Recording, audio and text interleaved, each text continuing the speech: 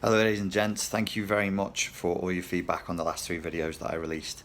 They are three videos from a course developed in 2017, that's 2 years ago now, called The Roadmap to a Cure CPTSD. Not everything is fully up to date, but they're useful and I wanted to share them with you because I want to bring everybody up to speed. And as I said in my last video on my statement of intent about why I'm releasing so much free material now, is I'm trying to get everybody up to speed. I want to rush things through a little bit. It's been a bit glacial with the old progress. I want to speed it up just so I can get everybody on the same page.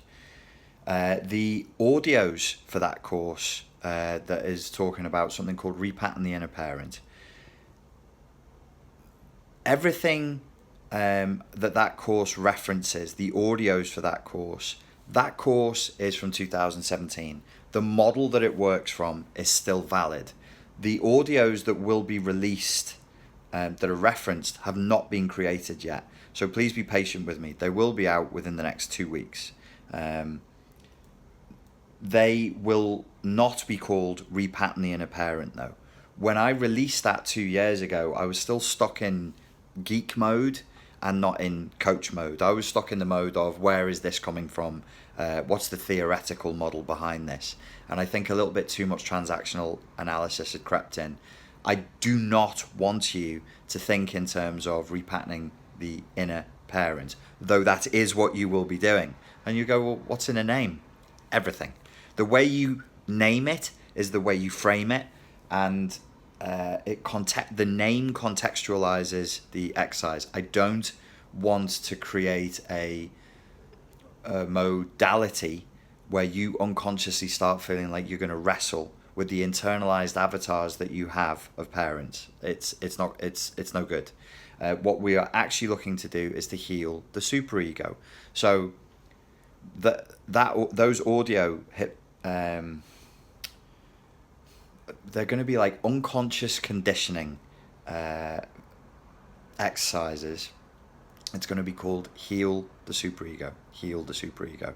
That means that every time you think about it, you'll have to stutter and in your brain and go, superego, what's that? Oh yeah, it's that part of that Trinity model that he drew on the board, and there was the lamppost with the angry face pointing judgment down to the ego that was underneath it, and it'll be like a pattern interrupt, and you'll have to think through what it means, and it will take you'll stumble over it the first 20 or 30 times you think about it, but then you'll internalize it and you'll go, okay, this is what I'm actually doing.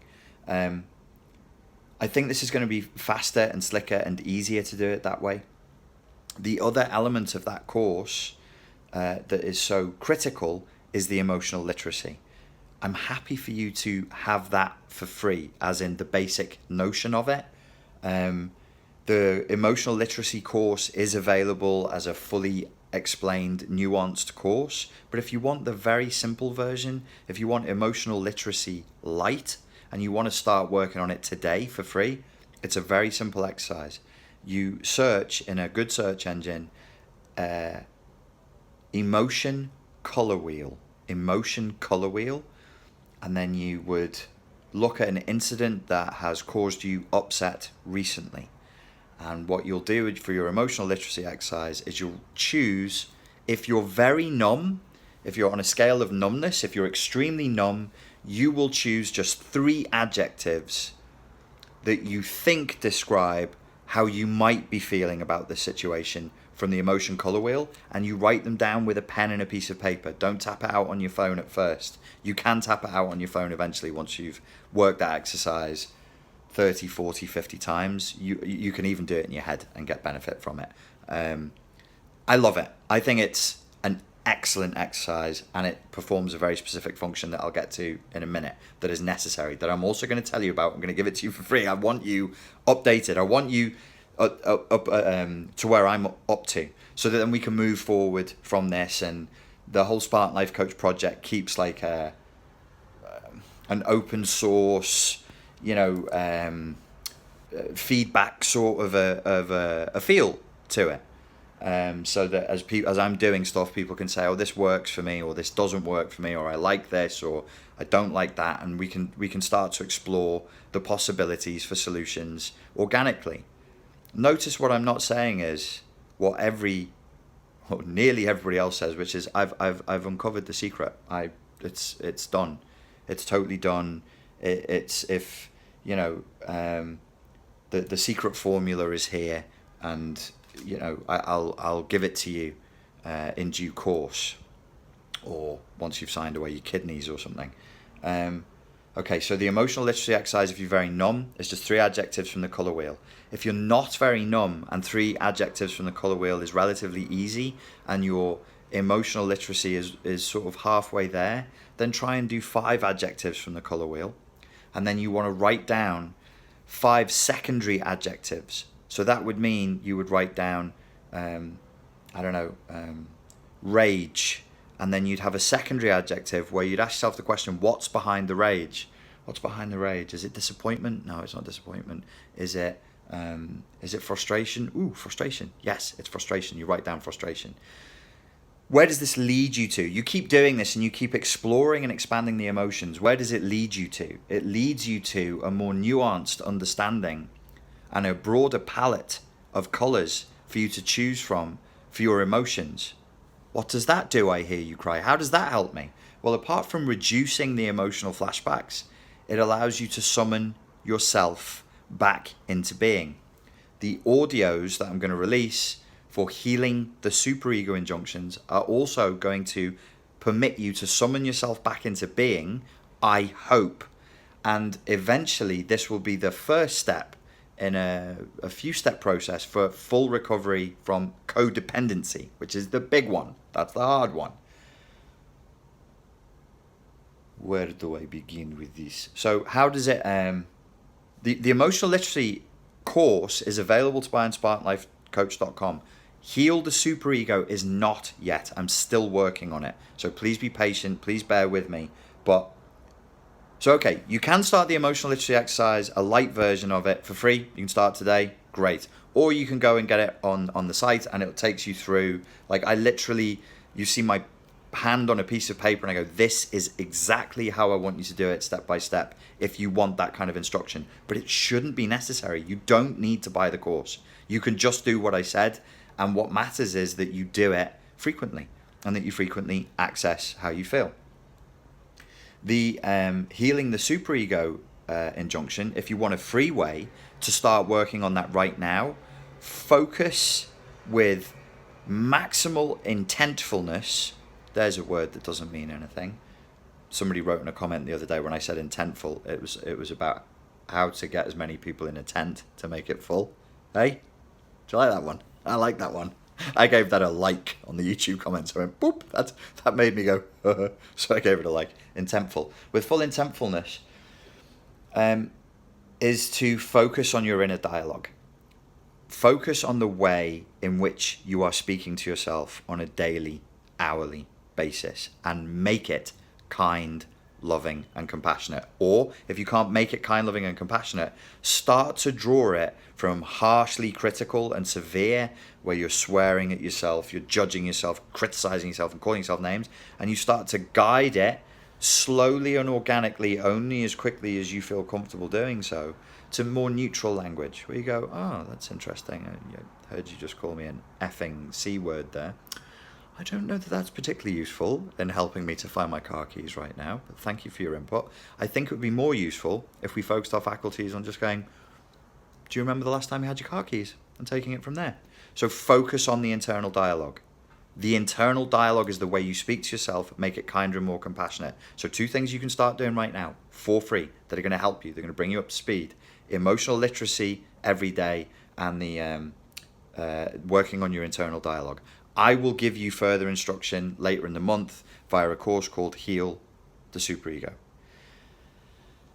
How does this permit you to summon yourself back into being? And you'd be sat there going, I've not disappeared from being. This isn't a David Lynch movie. I didn't enter an alternate reality. I've not been in the Black Lodge for 20 years. Aha. So do you like my pictures? I hope that you do, because I'm an amazing artist and I find it hurtful when you laugh at them. Is this the right way around? Yes. Here is a cave. In Neanderthal times, the cave would represent safety and shelter from the wind, the rain, and from predators. in the modern day, your cave, your psychological cave, is self-isolation, patterns of self-medication, self-soothing. Sometimes these things are helpful and sometimes these things are hurtful.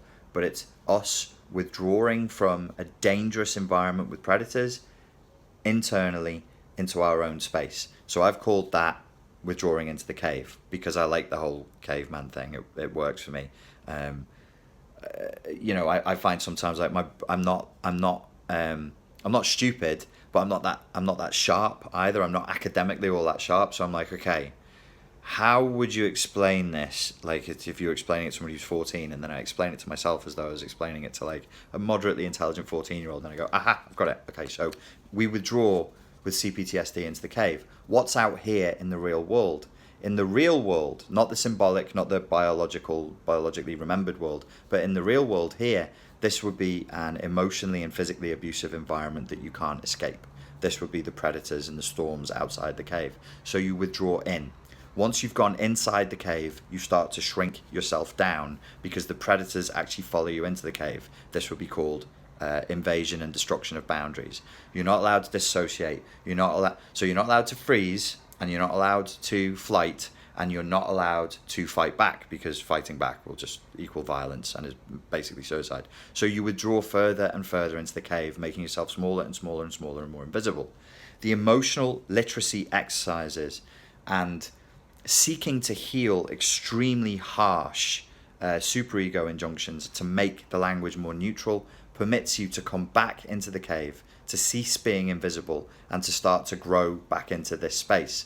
When we've grown back into the space, we can start coming out of the cave as a fully formed, visible, strong person. This, by the way, is an effort to make yourself invisible. This is the essence of codependency. The essence of codependency is, I am invisible. You are visible. Who's the you? My opinion, not published research. My opinion, based on what I've seen in myself and in clients. The you could be the significant other, or it could be a stranger in a lift. Ugh. That's how bad, like, true codependency is. Whoever is not me is the you that must be served. If there is no other person there, we make them up. Double yuck. That means your natural instinct will be to be subservient to strangers when you have no idea whether they're of good intent or not. And if there's nobody there to serve, we're such servile, fawn responding through the trauma slaves that we make people up. We'll actually start making, we'll even, if we were put in isolation, we would split parts of our mind and we would have them be represent and reflect the messages that we got in childhood, and we would seek to serve those parts. That's what an inflamed superego is. It's an effort to serve an abusive god. It's an effort to kneel before an abusive god or goddess to serve the bad daddy or the bad mummy. So these are the things that are critical so that you can call yourself back into being. If you call yourself back into being, it can hurt because now you're here. And it's not just I'm invisible and you're visible. I don't count, only you count. Nothing about me is important. Everything about the other is important, and that includes reality. So my conjecture is that then our relationship with reality becomes perverse, and we seek to serve the world itself. The outside world becomes a potential source of harsh injunctions that we must, in a servile, slave-like way, seek to obey because that's our entrained, conditioned position to come from. So this is going to be one part of overcoming codependency and learning to get to a point of intelligent, kind, ecologically sound, self-serving behavior, which is, as far as I can see today, that's the opposite of codependency. Intelligent, moral, self-serving behavior. But if you're a true codependent, as I openly admit I'm not healed from codependency, it's very painful to sort of thaw that part of yourself out and to start to take action that is solely for you, this is what neurotypicals can do all day long, and it doesn't make them stressed, it doesn't make them engage in addictive behavior, it doesn't make them irritable, it doesn't make them exhausted, because they were raised in an environment with good enough parents. I think Pete Walker has spoken about the good enough mother and the good enough father, but I don't know that it is his concept. So if you are a smarty pants and you know whose concept is the good enough, not perfect, but good enough mother or father, write below in the comments. Where this will lead to, I hope, is some kind of total recovery from codependency. But I think that's enough for now. So I've given you 2 tools there completely for free that you can start using. The audio elements you don't need to wait for. Get to work. Start working on this straight away. But they will be available by the end of the month. Please be patient. Thank you to everybody who wrote a nice comment that was thanking me for putting the work out there. I really did put my heart and soul into it. As I say, I don't think there's nothing in there that I particularly disagree with now, but it is 2 years old, and there is a slicker way that I would come across with that. I think now a little bit of a shorter hand way of doing it, but nevertheless, it's good information. I put my heart and soul into it. So those of you who could see that and voiced your appreciation, I've read the comments and I really do appreciate it. So thank you. Ladies and gents, thank you very much for your time and for your attention. I'll be back on again within the next couple of days. Yeah, I look forward to speaking to you soon. Cheers.